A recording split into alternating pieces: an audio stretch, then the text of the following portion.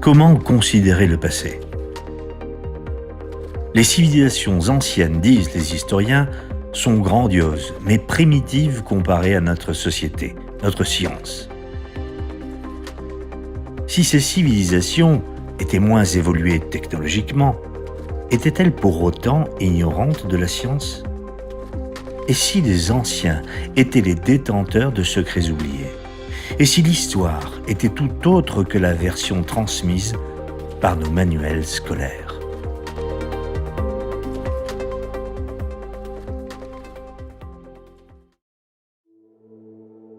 Lorsqu'en 1900, des pêcheurs d'éponges découvrirent dans les eaux du Péloponnèse une épave de bateau chargée de magnifiques œuvres d'art, on passa sous silence un objet sans intérêt apparent, recouvert de concrétions marines.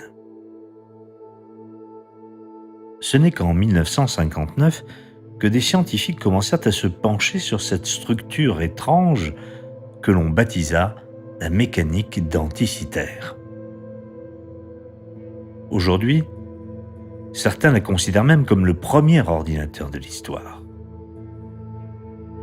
Si l'incroyable science antique semble se révéler aux yeux ébahis de notre civilisation moderne, peut-on considérer la mécanique denticitaire comme le seul instrument scientifique antique ? D'où venait cette science ? Ce calculateur analogique fut probablement fabriqué par Archimède, inspiré lui-même par Ctésibios, son illustre prédécesseur.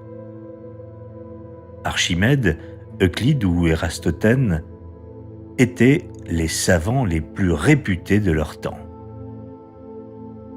Ils ont tous étudié et enseigné dans la bibliothèque d'Alexandrie qui était célèbre dans tout le monde antique et connue comme un laboratoire de l'intelligence humaine.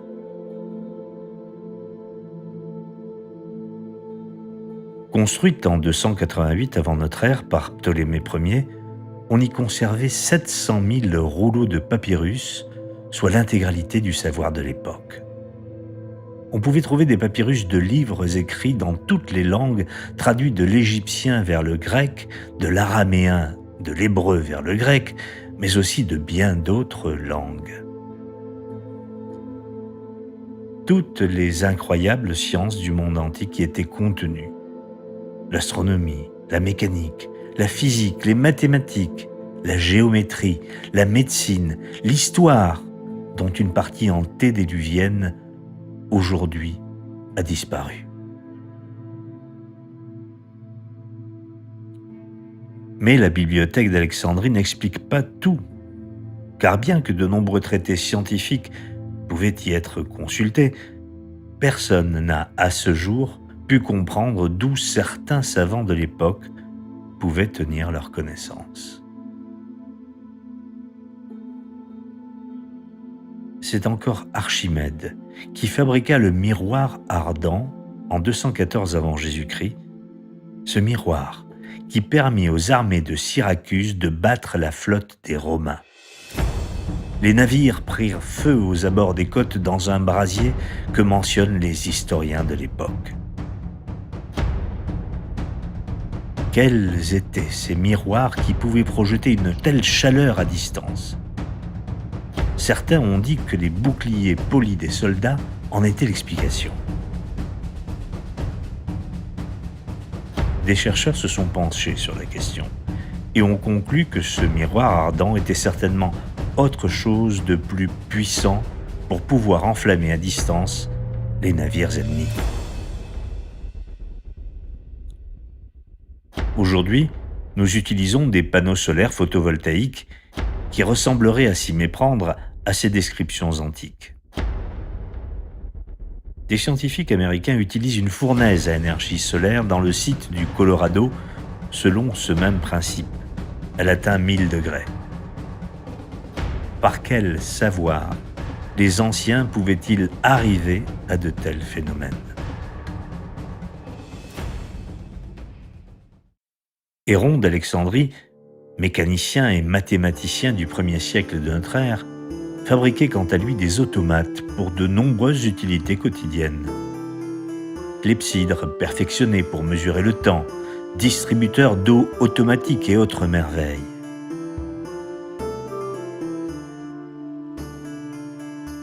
Il fabriquait encore des personnages animés qui, dans les amphithéâtres, servaient de décor au jeu des acteurs.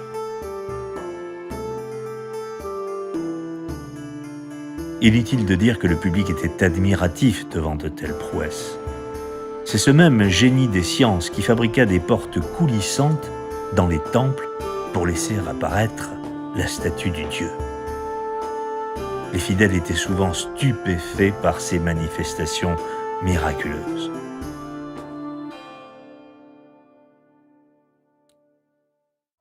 En Crète, en Égypte et en Grèce, on utilisait l'énergie électrique et les Minoens domestiquaient la foudre par de hauts mâts en cuivre disposés à l'entrée des centres religieux. Dans le temple d'Edfou, en Égypte, en 1212 avant Jésus-Christ, on a retrouvé de semblables mâts. Ces scientifiques du passé utilisaient et maîtrisaient donc la foudre.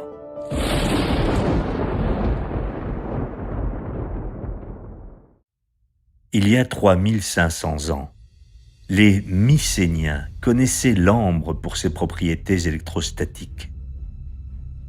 En Irak, on découvre en 1938 une pile qui produisait 1 volt d'électricité. Des études ont permis de conclure qu'elle servait d'électrolyse pour dorer des pièces de monnaie à leur fin. Cette découverte précède de 2000 ans celle de Volta et Galvani.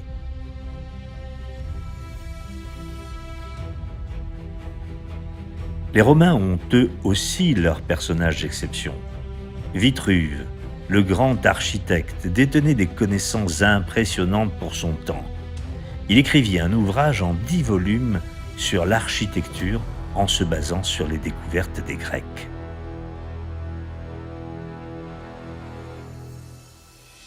C'est lui qui créa l'unique manuel de l'histoire de l'architecture de l'Antiquité qui nous soit à ce jour parvenu.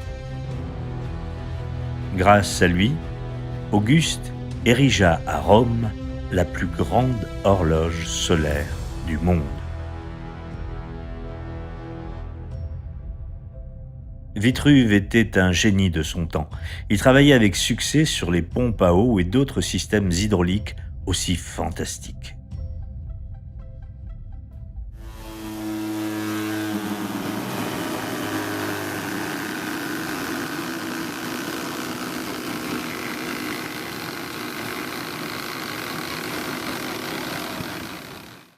Le grand Léonard de Vinci s'est lui-même inspiré de Vitruve et de ses machines antiques pour créer les siennes.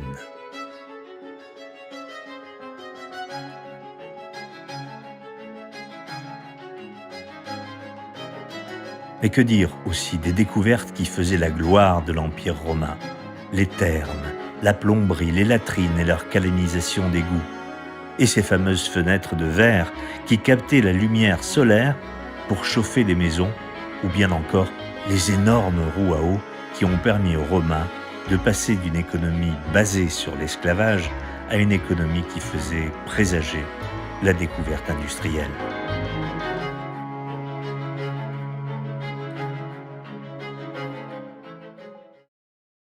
Tous ces inventeurs et savants détenaient une connaissance dont on ne retrouve plus la trace.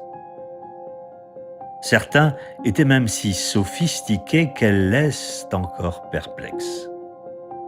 Archytas de Tarente en Italie, le maître de Platon, philosophe connu pour ses remarquables et impressionnantes découvertes en mécanique pratique et en mathématiques, construisit une incroyable colombe en bois.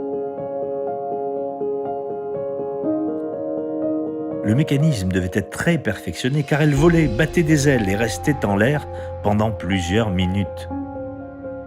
Ce génie, qui vivait en 400 avant Jésus-Christ, inventa aussi la vis, la grue et diverses machines hydrauliques. Et que dire de Numa, qui étudia auprès de savants de son époque et connaissait le moyen de produire de la foudre et de la diriger. Il voulait que ce secret soit l'apanage de tous les souverains romains. Mais Pline nous dit que cette science venant d'une tradition étrusque fut perdue par Tullius Hostilius, qui dirigea mal la charge électrique et fut foudroyé. Le secret disparut avec lui. Autre fait extraordinaire, Aulugel nous dit que les Égyptiens étaient maîtres dans l'art des miroirs. Les uns multipliaient les objets, les autres les renversaient et placés dans une position particulière, ces miroirs ne reflétaient plus rien. Ils connaissaient les lentilles concaves, convexes et se servaient du prisme pour décomposer la lumière.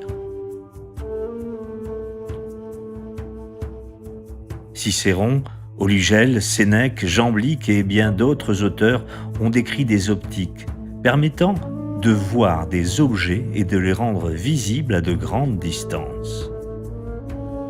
Que décrivait-il, sinon des télescopes comme on peut en avoir aujourd'hui? Ces mêmes auteurs parlent également de microscopes hydrauliques. Tout aussi incroyable, les Égyptiens gardaient dans leurs temples des secrets qu'ils détenaient depuis des temps immémoriaux. Cette technologie leur permettait de domestiquer le feu sacré par l'intermédiaire de condensateurs électriques. Dans le temple de Dendera, on peut voir, outre le fameux zodiaque, des sortes d'ampoules géantes qui montrent à quel point cette incroyable science du monde antique était puissante.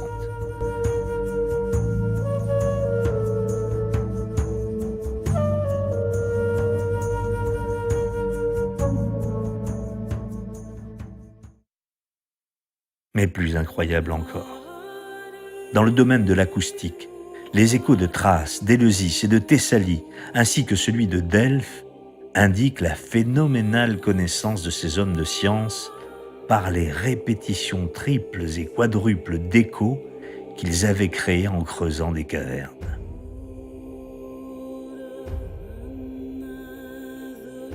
D'ailleurs, lors de l'invasion de Delphes par les Perses, le temple d'Apollon fut préservé du pillage et la ville sauvegardée en partie grâce aux échos que les prêtres avaient construits dans le Parnasse.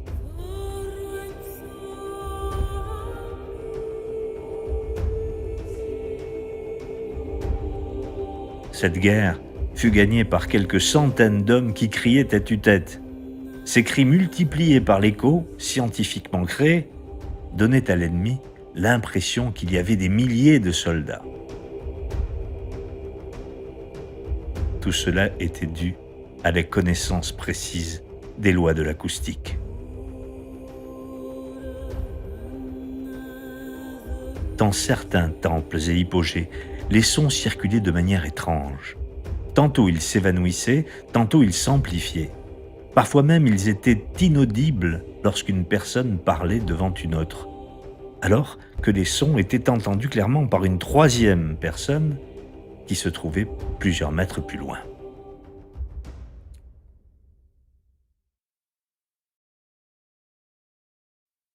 L'art si précis de la verrerie ne semblait pas avoir non plus de secret pour les anciens.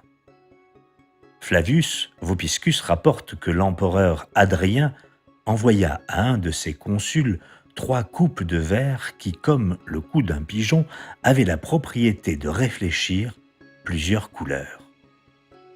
Il nous rapporte que lorsqu'on les regardait dans un autre sens, elles imitaient la pierre nommée obsidienne.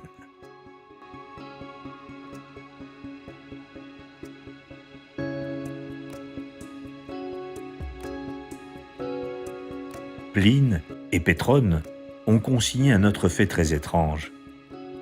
Sous le règne de Tibère, un artiste avait la possibilité de fabriquer des vases de verre flexibles qui ne se brisaient pas. Il en offrit à l'empereur, puis lui fit la démonstration en projetant violemment sur le sol le verre. Il le ramassa intact. L'empereur lui demanda si un autre que lui connaissait ce secret. L'artiste lui répondit qu'il était le seul à le détenir. Tibère, de peur que cette découverte ne fasse oublier le cours de l'or et l'argent, lui fit trancher la tête.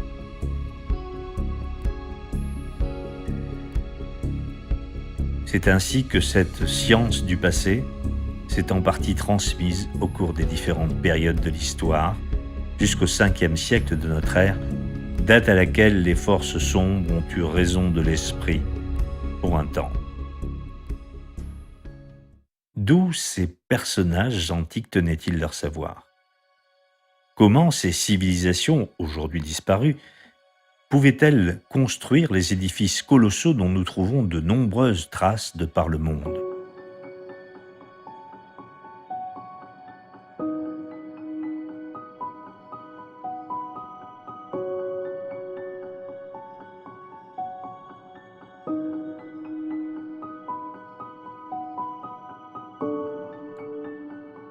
Beaucoup parlent d'extraterrestres venus informer les hommes, mais cette théorie des anciens astronautes ne tient pas dans la mesure où peu à peu les découvertes confortent l'histoire d'anciennes civilisations évoluées.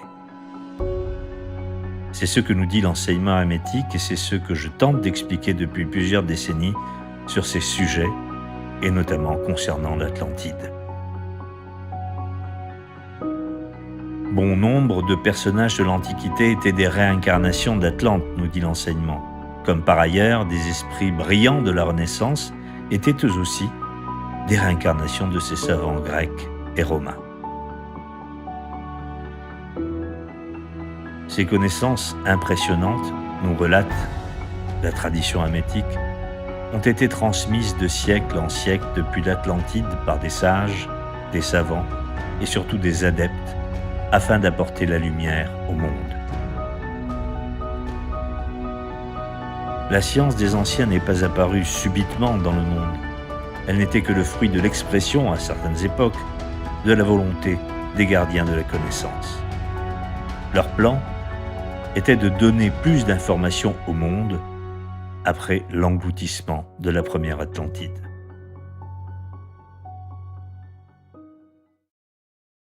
Les anciens avaient une formidable connaissance matérielle dont quelques vestiges témoignent encore aujourd'hui de leur grandeur passée, mais aussi une connaissance spirituelle dite hermétique qui existe encore aujourd'hui. Le monde se prépare à entrer dans une nouvelle phase de son évolution. Qui pourra dire exactement quelles seront les conséquences des choix humains? En fonction de l'attitude qui sera celle du monde, s'ouvriront des perspectives différentes. Le choix est donné. Il est indispensable de protéger la nature d'une manière générale. Toutefois, là ne s'arrête pas cette quête du vivant. À cela s'ajoute la véritable recherche du divin, en soi trop souvent ignorée. C'est de cette perspective que l'évolution de l'homme ouvrira de nouveaux horizons, à partir desquels la science sera comprise dans la structure des principes universels liés à la conscience, et non pas séparée d'elle.